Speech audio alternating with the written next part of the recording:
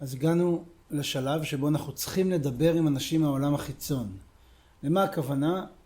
בכל בעיה או בכל תחום שבתוך הבעיה שלנו נמצאת, קיימים אנשים שהם המשתמשים הישירים בפתרון שלנו בעתיד, זאת אומרת האנשים שנפגעים מהבעיה והם מכירים אותה מעולה, או אנשים שהם מומחים בתחום התוכן שעוטף את הבעיה. אם הבעיה שלי קשורה למשל בשימוש חוזר במים בסביבה הביתית, אני יכול לדבר או עם המשתמשים הישירים, עם האנשים שמשתמשים במים.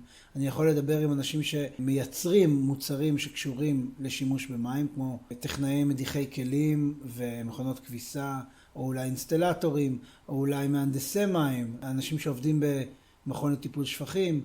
כל האנשים האלה קשורים באיזושהי צורה כמשתמשים לבעיה שלנו. לכן אנחנו קוראים לכלי הזה רעיון משתמש. אז איך אנחנו נבצע את הרעיון? בעיקרון אנחנו נתחיל בלכתוב שאלות שינחו אותנו ברעיון, אבל נשאיר גם מרחב לגמישות בשיח עם האדם שאיתו אנחנו מדברים. יש כמה עקרונות, הם מופיעים כאן במצגת, בקישור אפשר להוריד את המצגת ולהעמיק בזה, אבל אני הולך להציג את זה ממעוף ציפור. בעיקרון אנחנו רוצים לאפשר למשתמש להציף דברים שאנחנו לא יודעים. אנחנו לא מנסים למכור לו את המוצר שלנו כי הוא עוד לא קיים.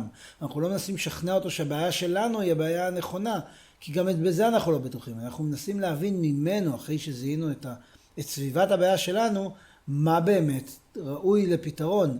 הוא יודע, הוא לא יודע להגיד את זה, אבל הוא יודע מה ראוי לפתרון. זה נמצא אצלו, לא אצלנו.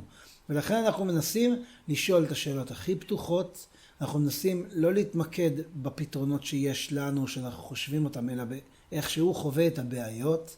אנחנו מנסים להקשיב כמה שיותר, לדבר כמה שפחות, ואם אנחנו מזהים איזשהו פתח להעמקה בתוך הבעיה, אנחנו חופרים לעומק. אנחנו לא מנסים להנחות אותו, להוביל אותו. תספר לי רגע על היום שלך, מעודדים אותו לספר סיפורים. אנחנו לא שיפוטיים לחלוטין, אנחנו לא רוצים לייצר אנטיגוניזם, לייצר מצב שבו הוא לא מעוניין להמשיך לשתף אותנו. ואנחנו מנסים להבין איך הוא במקומות שבו הוא נתקל בבעיות, איך הוא פתר אותם במקום, מה הוא עשה.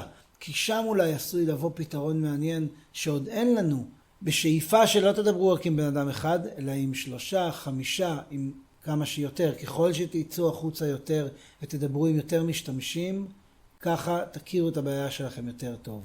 אז עכשיו אתם ניגשים לכתוב בין 5 ל-7, 8 שאלות, ולמצוא את המשתמש הראשון שאותו תראיינו. לא לשכוח להקליט או לכתוב, עדיף שניהם, ושיהיה בהצלחה.